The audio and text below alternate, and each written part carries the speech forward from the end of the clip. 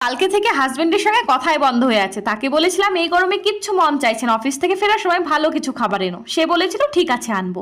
আমি ও রান্নাবান্না না করে তার অপেক্ষায় পেটে খিদে নিয়ে বসেই আছি। সে আসবে আর আমরা একসঙ্গে বসে খাবো। এদিকে রাত্রি 9:30 বেজে যাচ্ছে, সেও আসছে না। অপেক্ষায় থেকে থেকে দেখি 9:45 নাগাদ বেলের আওয়াজ। তাড়াহুড়ো করে গেট খুলতেই বড় একটা প্যাকেট সে আমার হাতে ধরিয়ে দেয়। কিচেনে গিয়ে প্যাকেট খুলে ঢালতে গিয়েই এ কি, এ তো কাঁচা মাছ, তুমি এত রাত্রে মাছ কেন এনেছো? সে বলে তুমিই তো বললে ভালো খাবার আনতে, তুমি তো মাছটাই বেশি ভালোবাসো, তাই নিয়ে এলাম। হে ভগবান, আমি বলেছিলাম রান্না করা খাবার আনতে, রান্না করার জন্য খাবার আনতে নয়। রাত্রিবেলায় তো খাওয়া দাওয়া মাথায় উঠেছিল, মনটাও দুজনেরই খারাপ, কিন্তু আমি আবার বেশিক্ষণ রাগঝাল করে থাকতে পারি না। তাই ভাবলাম ও তো মাছের কাটলেট খেতে ভালোবাসে, ওটাই বানিয়ে ফেলি, ওরও মনটা ভালো হয়ে যাবে আর কথা বলার একটা সুযোগ পাওয়া যাবে।